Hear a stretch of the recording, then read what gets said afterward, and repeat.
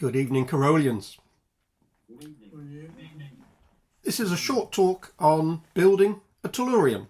I'll tell you what a Tellurion is and show you how you can build one for yourself if you fancy the idea. So firstly, what is a Tellurion? Perhaps you're already familiar with the idea of an orrery, named after the Earl of Orrery, a model of the solar system. A Tellurion is similar, except that it's only dealing with the Earth and the Moon and the Sun. And Tellurion is named after Tellus, the Earth, also spelt occasionally Tellurium,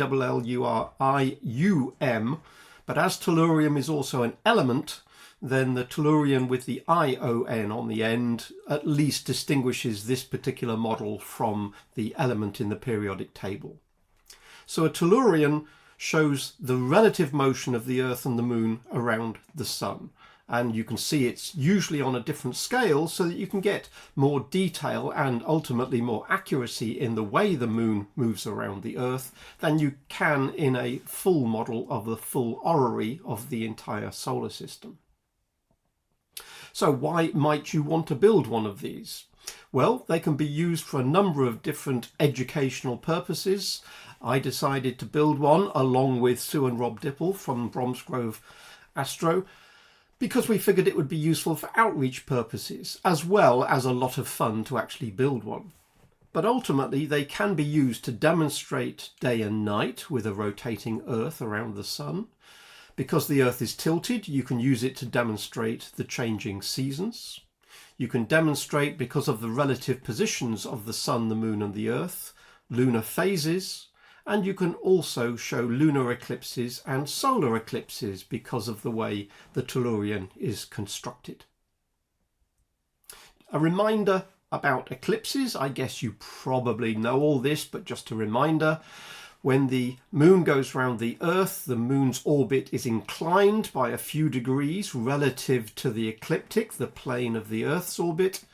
And hence, whenever we have a new moon and a full moon, the shadow of the Moon on the Earth often misses. And again, the shadow of the Earth, the full moon, doesn't necessarily move into the Earth's shadow because of this tilt of the orbital plane of the Moon. But every once in a while, things line up because, as you can see here for the little diagram at the front and the back, if the new or full moon happens to be on the line which is the intersection between the plane of the Moon's orbit and the plane of the Earth's orbit, the so-called line of nodes. If a new moon or a full moon happens to align on one of these nodes, then the Sun and the Moon and the Earth are relatively close to a straight line, and therefore the shadow of the Moon could fall on the Earth or the shadow of the Earth could fall on the Moon. So we need a particular set of alignments to be right. We need the right phase of the Moon and the new moon for, of course, a solar eclipse and a full moon for a lunar eclipse. But we also need the line of nodes to be right so that we can actually physically see an eclipse rather than have the shadows miss. One other thing to bear in mind is that the Moon's orbit around the Earth is an ellipse, and therefore the distance to the Moon will be different at different times in the cycle. And when the Moon is a long way from the Earth, it might not cover, the disk of the Moon might not cover the disk of the Sun, and therefore we might get an annular eclipse. It would be nice if we can work out when these eclipses are going to occur. And it would also be nice if we knew whether it is going to be a total eclipse of the Sun or an annular eclipse of the Sun. And that is where the Tellurion comes in. So, given that I'm going to be showing you images of a Tellurion rather than physically have a Tellurion in front of you to actually look at and prod with your fingers, some of this explanation may not be absolutely transparent, but I'll do my best to explain how this works. The three different types of lunar month are built into the Tellurion's mechanism. So firstly, we have a synodic month, the length of time it takes to go from one new moon to another new moon. And that's determined by this ring here. That's where the Moon is sitting. It's sitting connected to this ring, and this ring will rotate such that we get an interval from new moon to new moon corresponding to the synodic month. In addition, we have to take into account the nodes, and the nodes do not rotate at the same speed as the moon goes from one phase back to the same phase again. It's called the Draconic month, and that's the length of time it takes for the moon to go from one node back to the same node again. And that's determined by this ring underneath, which moves at a different speed. So the speed at which these gears move is of course determined by the various bits of clockwork mechanism. The Draconic month is a different length of month, and so it's on a different gear. Perhaps you can also just about see that this little track on which the moon is actually sitting through this rod here, that is actually tilted by the relevant amount of about 5 degrees or so to give us the tilt of the moon's orbit relative to the ecliptic. So this particular ring deals with the length of time it takes to go from node to node to give us the eclipses, but it also gives us the tilt as well. The third month that we're interested in is the anomalistic month. This is the length of time it takes the moon to go from perigee back to perigee again. In other words, if we see where the moon is at its closest to Earth, how long is it before the moon is back at that position again? Given that perigee to perigee depends on the elliptical nature of the moon's motion, that's a rather difficult thing to get into clockwork, because clockwork works best, gears mesh best when they are circular. So although in principle you can make clockwork mechanisms that have elliptical gears, life becomes a lot more complicated. And for the Tellurion, the anomalistic month, telling you whether a total eclipse is going to be an annular eclipse or a total eclipse, for instance, because of the distance to the moon, rather than trying to build that into the mechanism of circular cogs, it is a separate indicator down on the left-hand side here that basically tells you how far the moon is from the Earth at any given time, and so it tells you whether you've got a total eclipse or an annular eclipse. For convenience, that's simply indicated separately from the motion of the moon itself on the circular cogs. So these 3 months are all different. The synodic month is about 29.5 days. The Draconic month, node to node, is somewhat less, 27.2 days. And the anomalistic month, perigee to perigee, is slightly different from the Draconic month, 27.5. So the Tellurion encodes all of these periods, all of these how many days does it take to do one of these cycles, all of that is encoded into the number of teeth in all of the relevant gears of the Tellurion mechanism. So how do you go about building a Tellurion? Well, you can collect the 52 parts one way or another. The Tellurion and its cousin, the orrery, were built by a company called Eagle Moss and distributed many years ago as a series of magazines and parts, builds in weekly parts to build an entire Tellurion. They didn't actually call it a Tellurion. For whatever reason, they called it an Earth, Moon and Sun orbiter. Well, okay, at least that tells you exactly what it is. I prefer Tellurion as a little more concise, but yes, not everybody knows what a Tellurion is. So after releasing the orrery as a complete solar system build, they continued the series, as it were, to make a Tellurion. So the original set of magazines were parts 1 to 52. Perhaps if you're eagle-eyed, you will notice the first magazine of the Tellurion build is actually numbered 53 because they numbered the magazines sequentially after the orrery.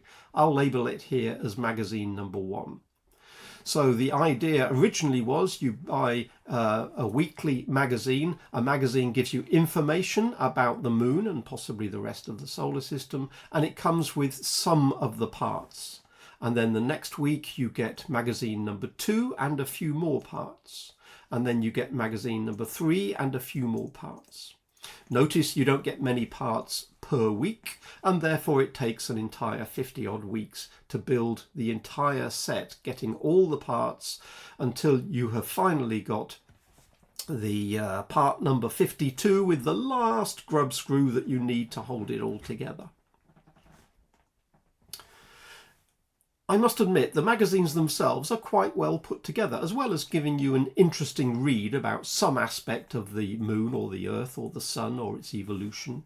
You also get some very clear instructions as to how to put the various parts together. For instance, you get a little table there telling you in this particular stage of the build which particular parts are we going to be using, how many of them are there, and did they come with this issue of the magazine or the previous one or the previous one. Sometimes you collect a few magazines worth and then decide to put that particular phase of the construction together. But always they say you should have one of these which was with issue 2, two of these which was with issue 3, etc. So you know exactly what you need to do. There were then, I would argue, relatively clear instructions. Take this part, attach it with the screws or with the Allen key in a grub screw, etc. Fit them together in the following way. It gives you an exploded view of this particular phase of the construction, so you can see exactly what order things should be put together, and it shows you what it should look like when it's all been put together. If you take all the bits, follow the instructions, and it doesn't look like that, you know you've done something wrong. Maybe you've put a cog on upside down or something like that. So as long as you follow the instructions clearly, then basically everything should be fine.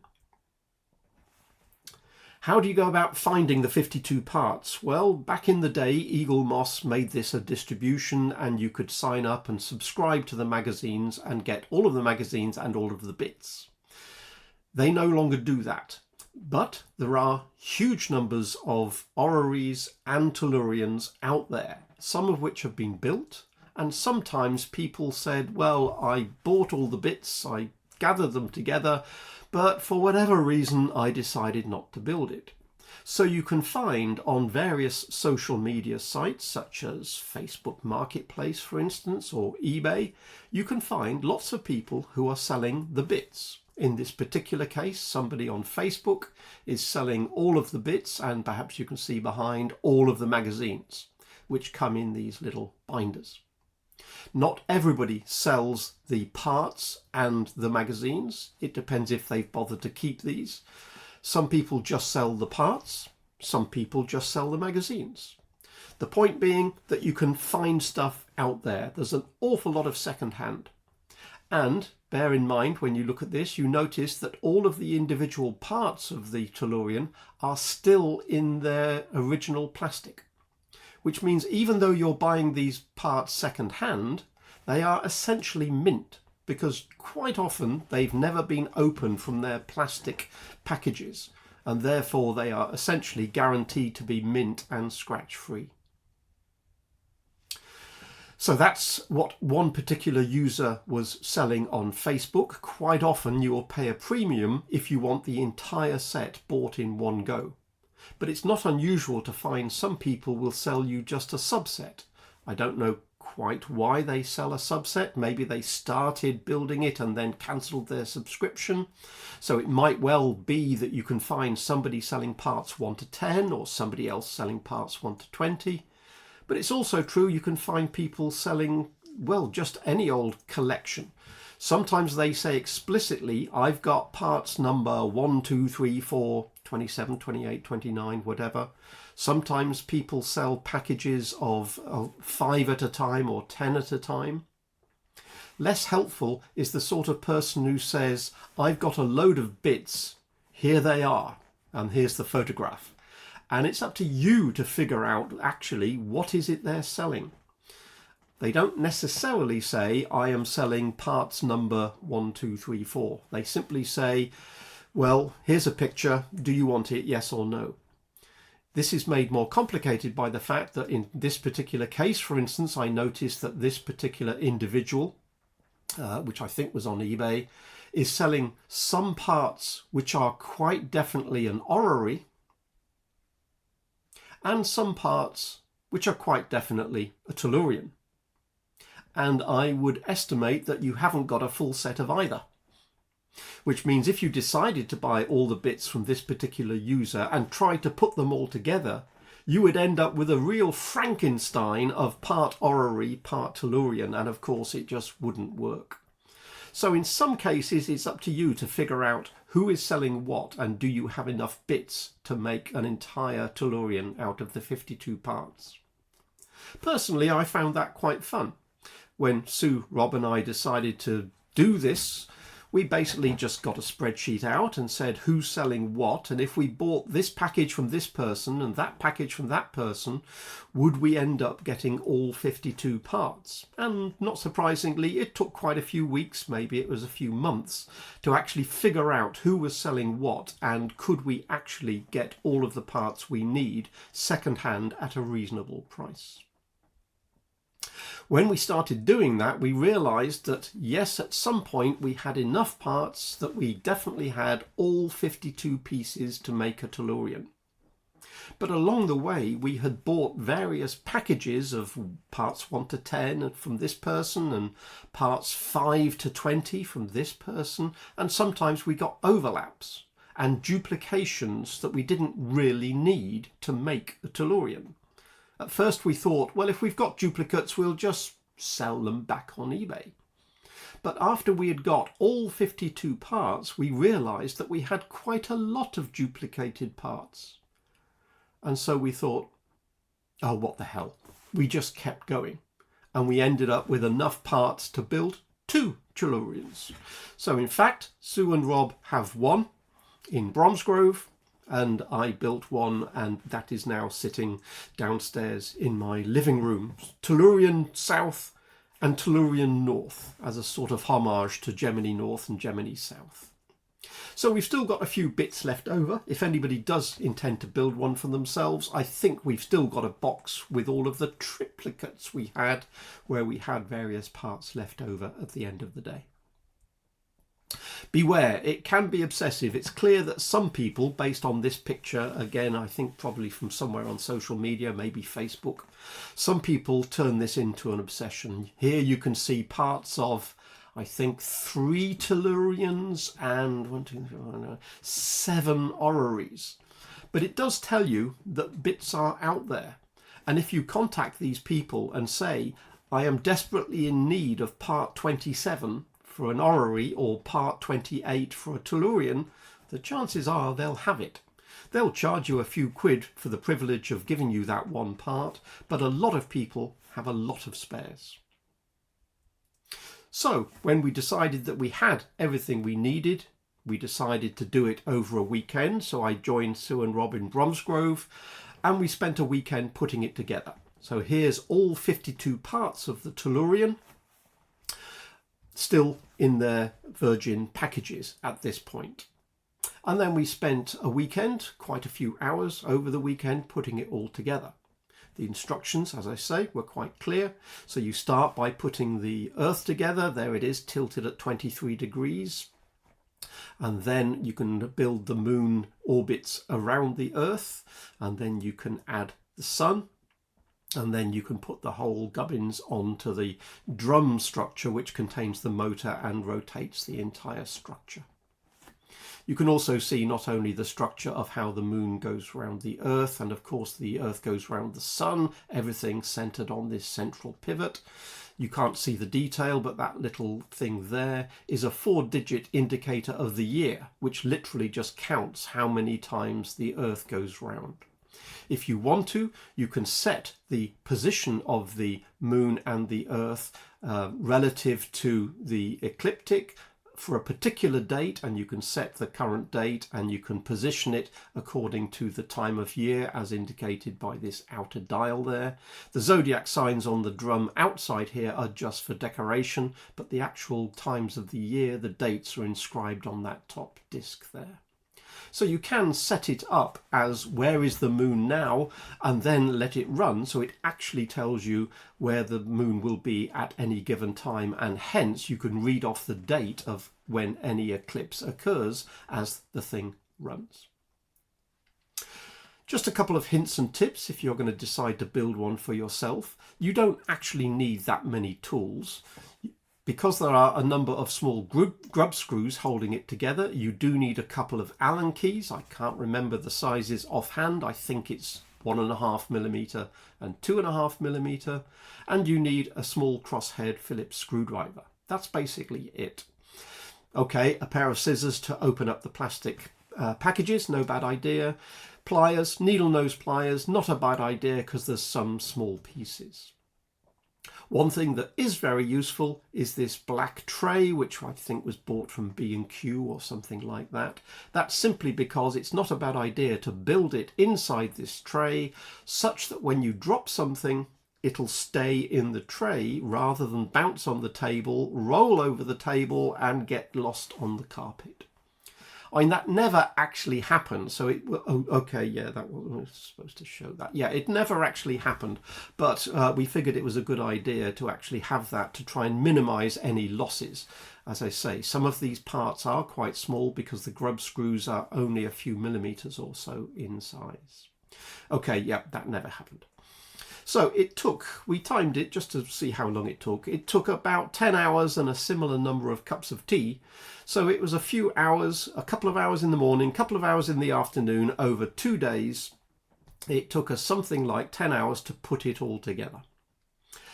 I admit that when we put it all together, it didn't quite work first time because you do need to do a little bit of fettling.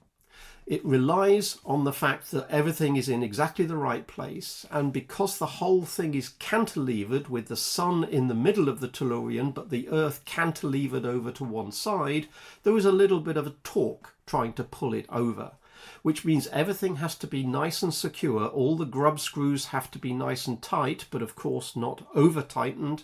And occasionally we found something wasn't quite in the right position and we had to make a little adjustment. Maybe a washer wasn't quite pushed home. Maybe a couple of these gears weren't pressed together quite well enough.